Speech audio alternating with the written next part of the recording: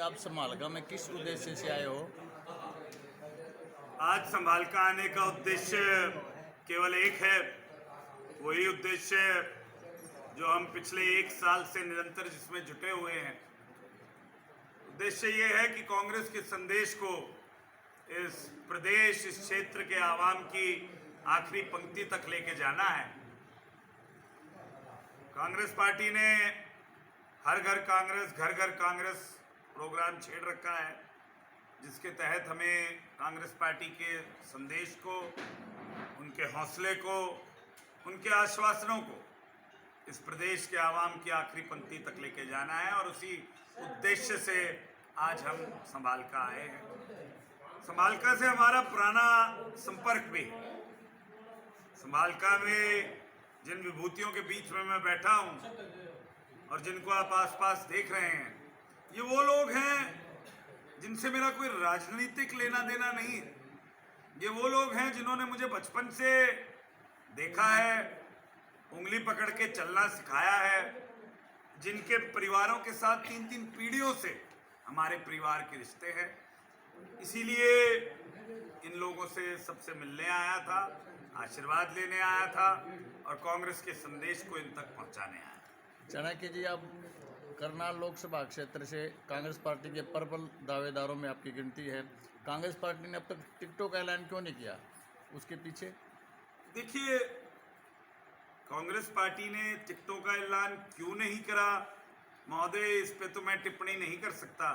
ये सवाल तो सेंट्रल इलेक्शन कमेटी के पास होना चाहिए, पर समक्ष होना चाहिए। परंतु मैं इतना ज़रूर कह सकता हूँ कि अगले एक हफ्ते में कांग्रेस पार्टी 543 की 543 टिकटें गठबंधन को अगर हटा दें, उसको अलग करके डिक्लेयर करते हैं। भाजपा ने अपने सारे कैंडिडेट अनाउंस कर दिए हैं और कांग्रेस ने अभी तक नहीं किए हैं। और आपकी चुनाव तैयारियां क्या चल रही हैं? देखिए, जहाँ तक की चुनावी तैयारियों की बात है, तो एक साल पहले हमारे पार्टी के शीर्ष नेतृत्व में श्रीमान राहुल गांधी जी हैं, उन्होंने भारत जोड़ो यात्रा चलाई थी। उस यात्रा के संपूर्ण होने के बाद हमने हाथ से हाथ जोड़ो कैंपेन चलाई थी। हाथ से हाथ जोड़ो कैंपेन का उद्देश्य था कि कांग्रेस के हाथ को इस प्रदेश, इस देश के आवाम के हाथ से जोड़ने का। उसके पश्चात हमने एक नई कैंपेन चलाई। पार्टी के शीर्ष नेतृत्व से आदेश हुआ, घर घर कांग्रेस, हर घर कांग्रेस। और अभी न्याय यात्रा भी संपूर्ण हुई। कहने का भाव है कि एक साल से कांग्रेस पार्टी निरंतर इस देश के आवाम, इस प्रदेश के आवाम तक पहुंचने की कोशिश कर रही है। उनको, उनके मत को, उनके मन को, उनकी राय को अपने अनुकूल करने की कोशिश कर रही है। भाजपा का अहंकार, भ्रष्टाचार, नजरअंदाजगी, नपुंसकता से जो लैस चेहरा है, उसका पर्दाफाश कर रही है। और निश्चित रूप से आने वाले चुनाव में हमें जनमत हासिल होगा और भाजपा पूर्ण रूप से परास्त होगी। कांग्रेस पार्टी प्रदेश अध्यक्ष से लगातार प्रदेश अध्यक्ष बदलती रही। संगठन को ब्लॉक स्तर पे, हल्का स्तर पे, जिला स्तर पे अब तक कोई घोषणा नहीं की 10 साल से। इसको आप किस रूप में लेते हो? देखिए, संगठन का जो सवाल है, या संगठन क्यों बना और क्यों नहीं बना, ये सवाल आपको पार्टी के शीर्ष नेतृत्व से पूछना चाहिए। मैं तो पार्टी का एक सिपह सालार हूँ और महोदय, मैं ये नहीं मानता कि ये सवाल मेरे ऊपर केंद्रित होना चाहिए। जिसके ऊपर केंद्रित होना चाहिए आप उनसे पूछिएगा। भाजपा ने तो इनकी बार नारा दिया 400 पार, आप इस विषय पे क्या कहोगे? हमारा नारा है 25 मई भाजपा गई। मोदी की गारंटी को आप किस रूप में देखते हो? मोदी की जो गारंटी है हर उस पे, उसको आप किस रूप में देखते हो?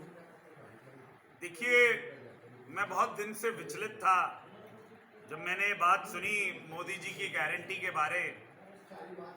तो मुझे इस प्रकार की विडंबना में मैं फंस गया कि मुझे कहीं वो गारंटी पता नहीं चल पाया कि वो गारंटी क्या है। क्या वो गारंटी नौजवान को बेरोजगार छोड़ने की है?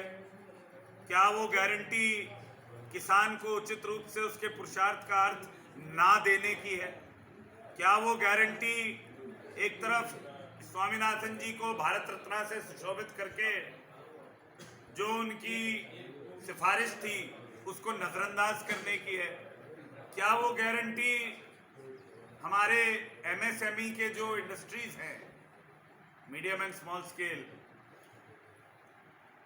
उनको हर तरीके से एक ऐसा वातावरण बना के उनको निस्तनाबूद करने की है? क्या वो गारंटी हरियाणा क्षेत्र में बढ़ते क्राइम और लॉ एंड ऑर्डर की अव्यवस्था को और अव्यवस्थित करने की है? क्या वो गारंटी दुकानदार को जीएसटी की मार से उसकी पीठ तोड़ने की है? क्या वो गारंटी श्रमिक और मजदूर को उसके पुरुषार्थ का अर्थ ना देने की है?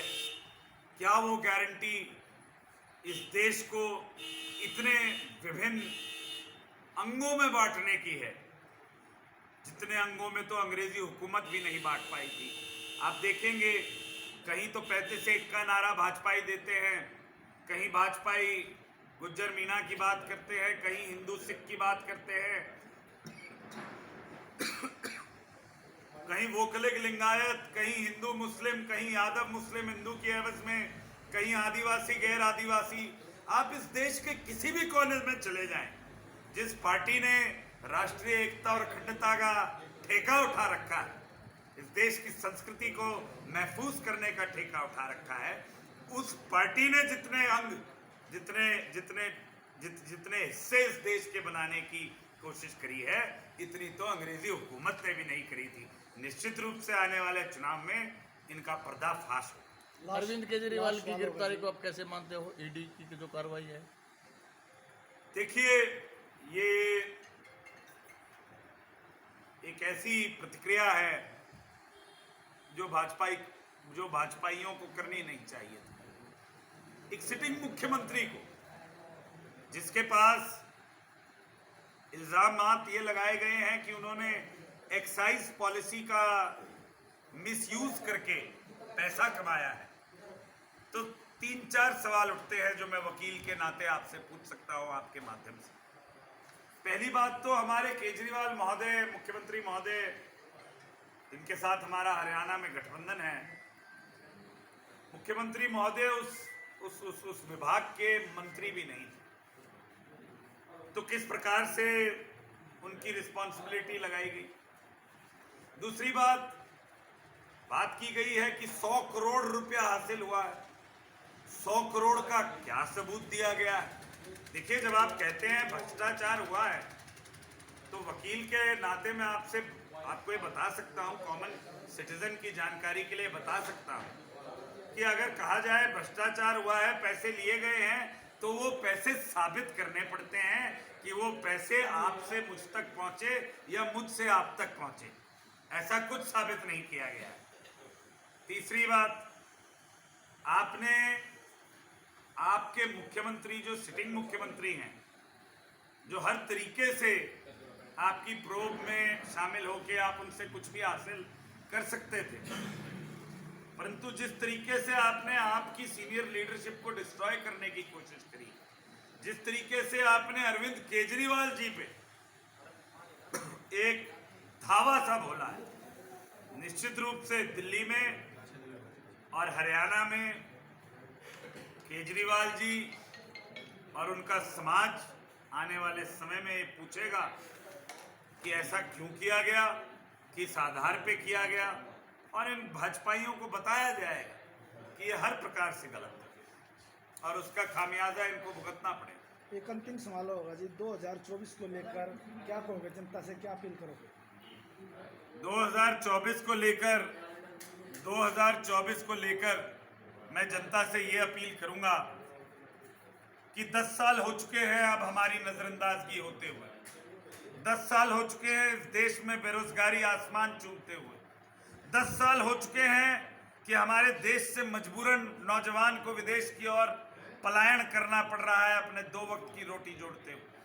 10 साल से महंगाई का ऐसा प्रकोप है कि जब नौजवान 2 वक्त की रोटी जोड़ के घर आता है और सवाल उठ जाए फीस का, राशन का, कपड़े का, खिलौने का, तो नौजवान के माथे की रेखाएं और गहरी हो जाती। 10 साल से इस प्रदेश के किसानों की नजरअंदाजगी करी गई, उन्होंने शहादत दी और उस शहादत का मजाक उड़ाया गया। 10 साल से इस प्रदेश के, इस देश के नौजवान के साथ जो इस देश प्रदेश की अर्थव्यवस्था के साथ जो खिलवाड़ करा गया है, जिस प्रकार से इस देश, समूचे देश की परतों को फाड़ने की कोशिश करी गई, हमारे को विभाजित करने की कोशिश करी गई, अब समय आया है कि हम अपने देश की कमान अपने हाथ में संभालें।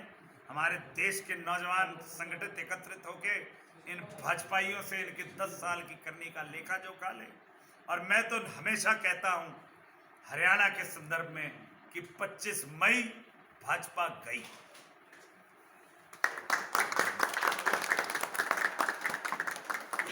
ये थे कांग्रेस नेता चाणक्य शर्मा, करनाल लोकसभा क्षेत्र से प्रबल दावेदार, पब्लिक न्यूज सराणा, महिपाल जोगी।